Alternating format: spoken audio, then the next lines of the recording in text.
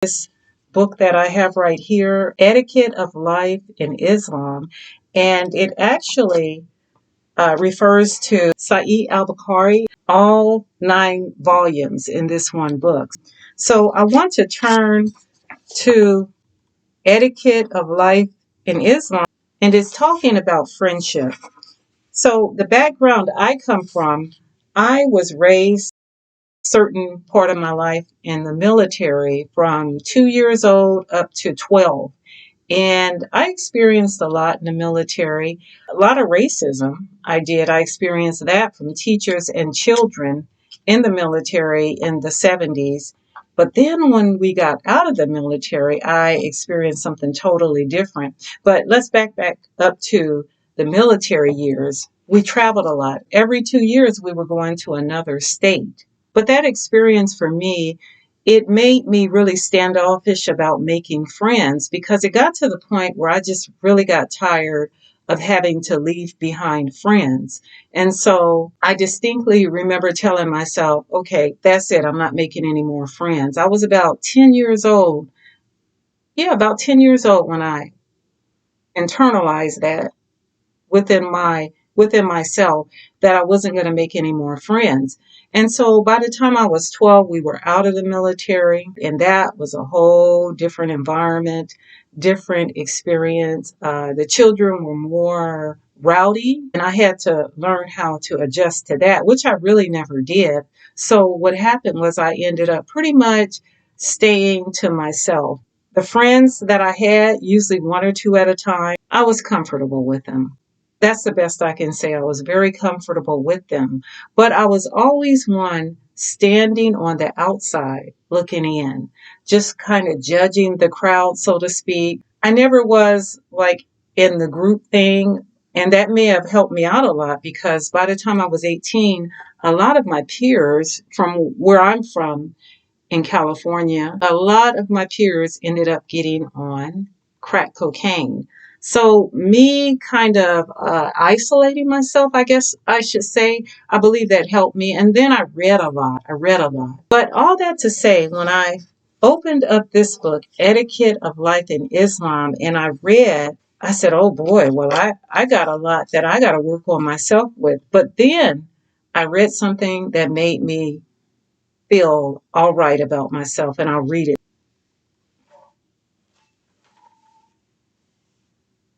So it says here on page 205, maintain amicable social relations with your friends and try to develop sincere links and continue to cement friendships. Avoid adopting an attitude of annoyance with your friends or keeping aloof from them. And I did experience that as I was figuring my way through my teen years. And so I did get annoyed. And I would usually give them like 3 strikes, and that was it. There was a time when the girls, they started using the B word, right? 1980s. And I remember I told one friend, I said, don't call me that. I don't call you that. I don't like it. Don't do it. The third time, that was it. I cut off relation with her. But it says avoid adopting an attitude of annoyance. So I was extremely annoyed. But anyway, let's go further down because it's a lot more to read. It says here, sometimes things are done against his temper and desires. So just speaking about people in general when relating to others, like friends. At other times, his patience and endurance are severely tried, and at times he has to suffer great financial loss. It says, when a man lives in the society of other men and has to participate in social matters, it is inevitable that he should suffer different kinds of shocks. Sometimes his sentiments are hurt. At other times, his reputation is tarnished. One time, his peace is disturbed. Other times, his usual activities are interfered with. Sometimes things are done against his temper and desires. At other times, his patience and endurance are severely tried. At other times, he has to suffer great financial loss.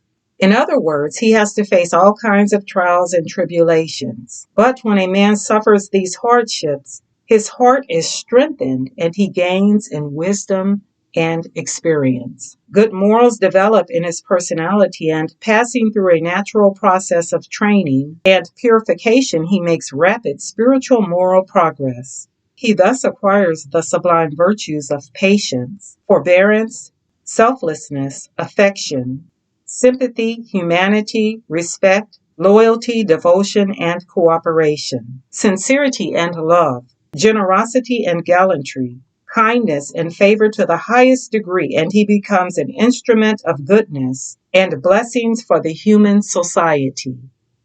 Every man holds him in esteem and values his friendship. The Holy Prophet Sallallahu Alaihi Wasallam has observed, the Muslim who participates in social matters with other men and shows forbearance, if he suffers any pain from them, is a far better person than the one who isolates himself from the people and is dismayed at the hardships caused by them.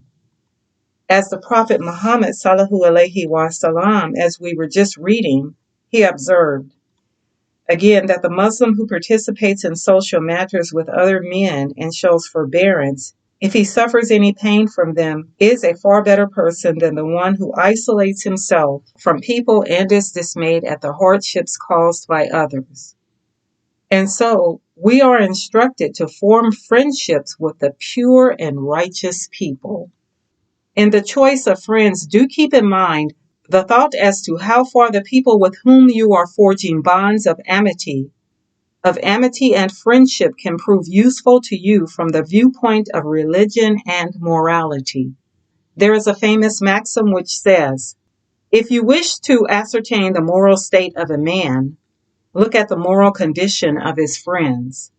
And the Holy Prophet Sallallahu Alaihi Wasallam has observed, a man follows the beliefs of his friend. So as man is continually being mentioned, it's speaking in reference to mankind, in which women are included. Hence, each man should deeply consider the question as to what kind of a man is the person with whom he is striking a friendship. He will inevitably begin to judge things to the standard of his likes and dislikes adopted by his friend. Hence, a man should exercise utmost care in choosing a friend, and should establish bonds of affection and friendship with a person whose taste, temperament, and activities conform to the tenets of faith and religion. The Holy Prophet Sallallahu Alaihi Wasallam has enjoined, develop a relationship of love and friendship with a believer only, and eat and drink in his company only. It says, love your friends and become the object of love of your friends. The man who is held in deep affection by his friends and who cherishes feelings of love for his friends is the most fortunate person. The person who avoids the company of other people and whom the people regard with feelings of disgust is the most deprived man. The man who has no wealth is not poor. In point of fact, great poverty consists of being friendless. The poor person is not looked upon as not having wealth, but poverty consists in being friendless.